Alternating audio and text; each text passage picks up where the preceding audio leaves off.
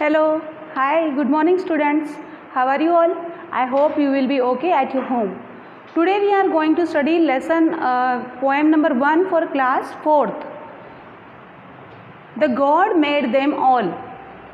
है ना, इस पोएम में आपको पोएम के जो स्टांजाज है उसमें आपको पोएट ये बता रहा है कि जो भी अपने जो अर्थ पे जो भी चीज़ें हैं वो सारी चीज़ें गॉड ने बनाई है। तो हम इन सब चीज़ों को अभी एक एक स्टांजा के थ्रू समझते हैं, ठीक है। तो शुरू करें। देखो, all things bright and beautiful, all creatures great and small, all things vice and wonderful, the Lord God made them all. ये जो फर्स्ट स्टांजा है उसमें आपको क्या बताया है? All things bright and beautiful, जो भी चीज़ें हैं यहाँ पे पृथ्वी पे वो सारी सुंदर है और उनकी रोशनी बहुत अच्छी है, वो बहुत ही रोशनीदार है और बहुत सुंदर है। ब्यूटीफुल है मतलब सुंदर है, ओके। अब सेकेंड लाइन आपको बता रही है all creatures great and small, जितने भी क्रिएचर्स है, जितने भी मतलब जैसे जानवर है, इंसान है, वो जो है कोई छोटे हैं कोई बड़े हैं, बहुत ही मतलब उनकी साइज़ है ऐसे ग्रेट है, कोई बड़े हैं कोई छोटे हैं, ये बताए। मतलब भगवान ने ऐसी सारी चीज़ें बनाई है जो छोटी भी है, जो बड़ी भी है और जो सुंदर भी है। Next, all things vice and wonderful, सब जो पृथ्वी पे जो चीज़ें हैं, अपने जो वो धरती पे जो चीज़ें हैं वो कैसी है? वाइस एंड वंडरफुल, आश्चर्य से भरी हुई है, अच्छी है। वाइस से मतलब बहुत ही अच्छी है और वंडरफुल मतलब बहुत ही आश्चर्य से भरी हुई, बहुत ही सुंदर चीज़ें है। नेक्स्ट है the Lord God made them all, और इन सब जो चीज़ों को किसने बनाया है? इन सब चीज़ों को हमारे गॉड ने बनाया, हमारे भगवान ने बनाया। भगवान के आगे कुछ नहीं होता है, भगवान ही सब चीज़ें करता है। अच्छी चीज़ें भी वही करता है, बुरी चीज़ें भी वही करता है। जो हमारे अर्थ पे जो अच्छी चीज़ें हैं, जो सुंदर है, ब्यूटीफुल है, वो सारी चीज़ें किसने बनाई है? भगवान ने बनाई है, चाहे वो छोटी हो चाहे वो बड़ी हो। ये फर्स्ट स्टांजा आपको यही मैसेज दे रहा है। अब सेकेंड स्टांजा देखो, the cold wind in the winter, the pleasant summer sun, the rushes by the water, He made them everyone। देखो, इसमें सेकेंड स्टांजा में आपको बोला है कि जो ठंड के दिनों में जो हवा चलती है, जो सीजन्स है, वो भी हमारे भगवान ने ही, गॉड ने ही बनाए हैं। हाँ, नेक्स्ट लाइन बता रही है कि द प्लीजेंट समर सन, मतलब जितने भी सीजन्स है, रेनी सीजन है, समर सीजन है, विंटर सीजन है, ये सारे हमारे गॉड ने बनाए हैं। और उसमें जो भी हम महसूस करते हैं उन सीजन्स को, वो सारे महसूस करना भी भगवान ने ही बनाया है। जो ठंडी ठंडी हवा चलती है विंटर में, ठंड के दिनों में, विंटर मतलब ठंडी का मौसम, उस विंटर में जो हवा चलती है वो जो सीज़न है वो भी भगवान ने ही क्रिएट किया है। और जो समर सीज़न में जो सूरज उगता है और बहुत ही इंटेंस अपने को गर्मी देता है, वो भी भगवान ने ही, गॉड ने ही बनाया है। Next, the rushes by the water, he made them everyone, जो पानी पे जो तरंगे चलती है, लहरें चलती है, समुंदर में है, नदी में है, पानी में है, जो वो किसने बनाई है? भगवान ने ही बनाई है। वो कितनी सुंदर दिखती है, आपने कभी देखी है? जब पानी में आप कोई कंकड़ फेंकते हो तो जब वो पानी में जो ऐसे तरंगे आती है वो कितनी ब्यूटीफुल होती है। वो सब नेचुरल है, वो किसी ने बनाया नहीं है। मतलब नेचर किसने बनाया है? गॉड ने बनाया है। तो ये सब चीज़ें किसने बनाई है? गॉड ने बनाई है। इतनी सारी चीज़ें हैं जो बहुत ही सुंदर है, अद्भुत है, जिसमें इंसान उन चीज़ों को नहीं बना सकता है, आर्टिफिशियल नहीं हो सकती है चीज़ें। ये सारी चीज़ें किसने बनाई है? हमारे गॉड ने बनाई है। हमारे अर्थ पे जो भी सुंदर, ब्यूटीफुल, वंडरफुल चीज़ें हैं वो सारी हमारे गॉड ने बनाई हैं और हमें वो गिफ्ट के तौर पे उन्होंने दी है।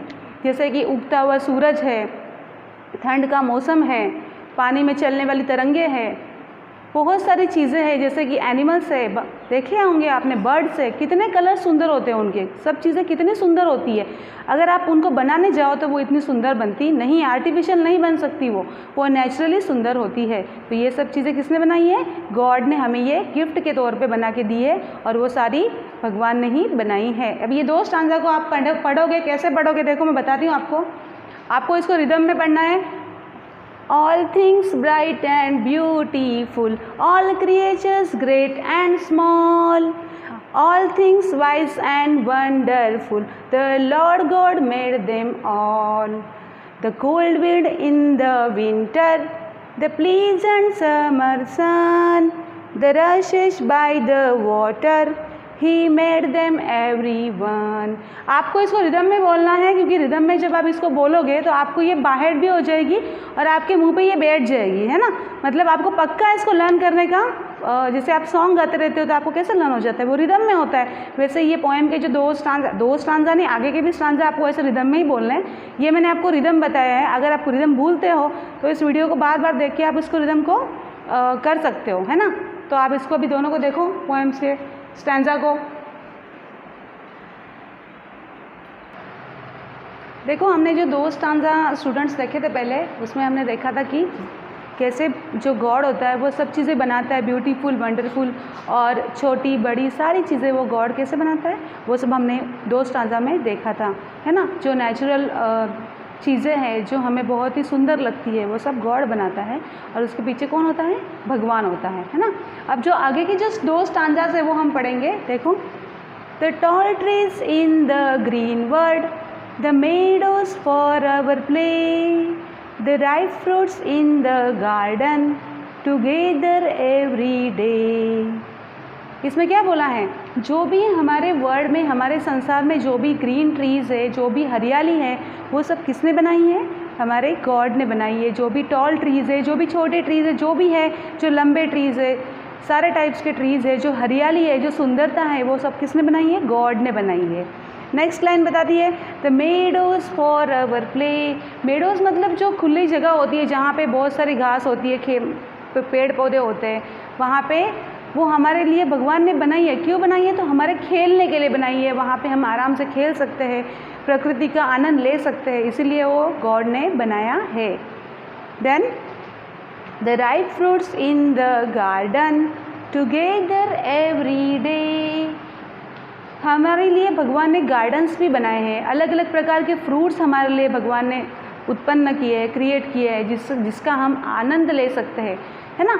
फ्रूट्स हमारे, राइप फ्रूट्स मतलब पके हुए फल फ्रूट, जो पके हुए होते हैं वो फ्रूट्स, मतलब पके हुए मतलब हम पकाते हैं वैसे नहीं, नेचुरली जो पेड़ पौधों पे पकते हैं वो होते हैं राइप फ्रूट्स। तो वो सब किसने बनाए हैं, भगवान ने बनाए हैं। किसके लिए बनाए हैं, सब चीज़ें हमारे लिए बनाई है, हमें आनंद लेने के लिए बनाई है। देखो अभी अपने जो पूरी एंटायर वर्ल्ड है, पृथ्वी है, उस पर जो देखो आप मोस्टली सारी चीज़ों का जो आनंद हम ह्यूमन बींग्स ही लेते हैं। ऐसा तो कोई प्राणी है नहीं, जैसे अभी बहुत सारे इंसेक्ट्स है, बहुत सारे एनिमल्स है, इन सबको ऐसी लग्जरियस लाइफ नहीं मिलती है। भगवान ने सबके लिए अलग अलग लाइफ बनाई है, मतलब सबके लिए अलग अलग चीज़ें बनाई है। जैसे काउज़ है, एनिमल्स है जो ग्रास ईटिंग है, उनके लिए ग्रास है, पेड़ पौधे हैं, हमारे लिए बहुत सारे फूड आइटम्स है। मतलब भगवान ने हर किसी का ख्याल रखते हुए अनेक चीज़ें बनाई है जो हमें आनंद देती है, हमें खुशियाँ देती है, और उससे हमें देखने से खुशियाँ मिलती है, महसूस करने से खुशियाँ मिलती है, उन्हें फील करने से बहुत आनंद मिलता है। ये सब चीज़ें किसने बनाई है, तो हमारे लिए ये सब चीज़ें भगवान ने बनाई है। ये थर्ड स्टेंजा भी आपको यही बता रहा है कि जो पेड़ पौधे हैं, जो खेलने के लिए जो मैदान है, जो फ्रूट्स है, वो सब हमारे लिए बनाए हैं। किसने बनाए हैं, गॉड ने बनाए। इन सब के पीछे किसका, कौन है बनाने वाला, सृष्टि का कर्ता धर्ता कौन है, तो वो है गॉड, भगवान है। अब नेक्स्ट है, each little flower that opens, each little bird that sings, he made their glowing colours, he made their tiny wings. मतलब पृथ्वी पे जितनी भी चीज़ें हैं, छोटे छोटे फूल है, उनको, उनकी जब कलियाँ होती है वो कैसे होते हैं, कलियाँ होती है, फिर वो खिल जाते हैं, उनके फ्लावर्स बन जाते हैं। छोटी छोटी चीज़ें देखो, फ्लावर्स दैट ओपन, उनकी कली है, फिर वो बढ़ेगी, फिर उसका फ्लावर बनेगा, वो खिलेगा, उनकी जो नेचुरलता है वो सब किसने बनाया, उनके पीछे कौन है, गॉड है।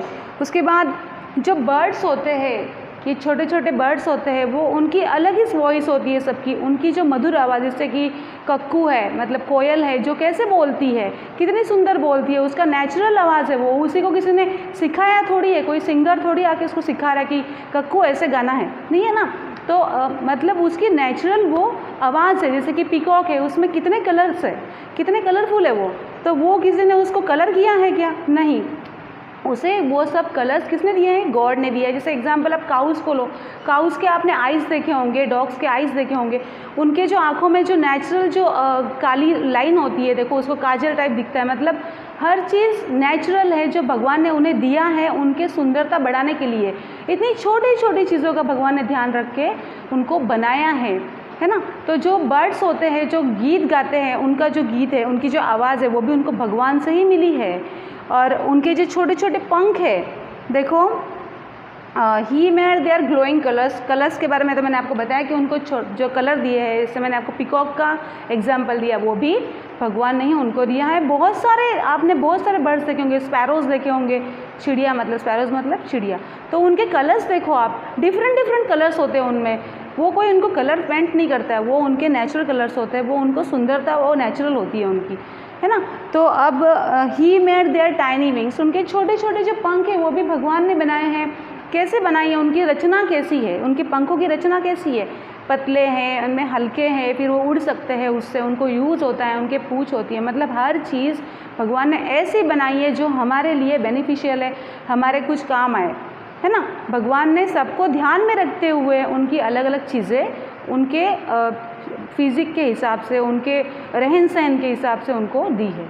ये 2 स्टांजास मैंने आपको अभी बताया, और इसको रिदम में ही बोलना। The tall trees in the green word, the meadows for our play, the ripe fruits in the garden together every day, each little flower that opens, each little bird that sings, he made their glowing colors, he made their tiny wings। आपको ऐसे ही बोलना है। जब आप इसको ऐसे बोलोगे ना तो आपको इसको अच्छे से लर्न होगा।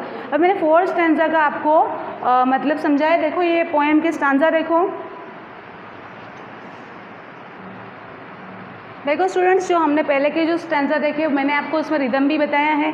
अब ये जो आगे के स्टैंजा है उसके मतलब मैं आपको एक्सप्लेन करती हूँ। आप उसको रिदम में ही पढ़ना बेटा, क्योंकि आप इसे रिदम में पढ़ोगे ना तो आपको उसको लर्न भी करने में आसानी रहेगी और आप इसको समझ लेना अभी मैं जो कह रही हूँ। ओके, देखो। The purple headed mountain, the river running by, the sunset and the morning, that brightness of the sky. देखो ये जो पोएम है ना, ये हमें पूरे नेचर का जो सुंदरता है, जो भगवान ने उनको कैसे बनाया है, वो सब आपको उनको मैसेज दे रहा है। तो अभी देखो यहाँ पे क्या बोला है, the purple headed mountain, the river running by. मतलब जो माउंटेन होता है, जब उसमें जब सूरज उगता है तो उसका कलर कैसा होता है, और उस माउंटेन के ऊपर से कोई रिवर बह रही है तो उसमें कैसे कलर का डिफरेंस आता है। जब वो सूरज उगता है तो उसका डिफरेंट रेडिश कलर होता है अलग से। फिर वो पानी में कैसे दिखता है, जब वो सूरज डूबता है तब वो पानी कैसे दिखता है, वो माउंटेन कैसे दिखता है, पर्पल हेडेड, मतलब उसमें अलग सी छटाएँ आती है रंगों की। तो ये सब नेचुरल सुंदरता है। जैसे कि आपने रेनबो भी देखा होगा, कैसे दिखता है, कैसे कलर्स होते हैं, बरसात में वो दिखता है। तो वो सब हम नहीं बना सकते उन चीज़ों को पेंटिंग से। तो वो पर्पल हेडेड माउंटेन, मतलब जब उस माउंटेन पे, मतलब पर्वत पे जब सूरज की रोशनी पड़ती है, या तो उगते हुए या उसका अस्त होते हुए, तो वो पानी का जो रंग है उसके ऊपर से बहने वाला, वो कैसे दिखता है, वो माउंटेन कैसे दिखता है, कितना सुंदर दिखता है। ये हमें यहाँ पे पोएट बता रहा है। The sunset and the morning, that brightness of the sky. और जब सनसेट होता है, जब सूरज डूबता है और जब राइज होता है, उसका उगता है, तो कैसे पूरे स्काई में कलर फैलता है। आपने कभी देखा होगा सूरज उगते हुए, देखो उसका कलर जो होता है वो इतना ब्यूटीफुल होता है। मतलब आप उसके लिए दीवाने हो जाते हैं। मतलब आप देखते हो कैसा कलर है यार, अपन नहीं बना सकते, ऐसे आपके माइंड में आता है, क्योंकि वो कलर ही बहुत ही डिफरेंट होता है, जो हमारे कलर बॉक्स में नहीं मिल सकता वो, क्योंकि वो बहुत ही सुंदर दिखता है, हमें अट्रैक्ट करता है वो कलर। जैसे जब वो पूरे आसमान में फैल जाता है, जब उसका वो उगता है और जब उसका अस्त होता है, तभी भी आप देखो उसके जो कलर से पूरे आसमान में छा जाते हैं।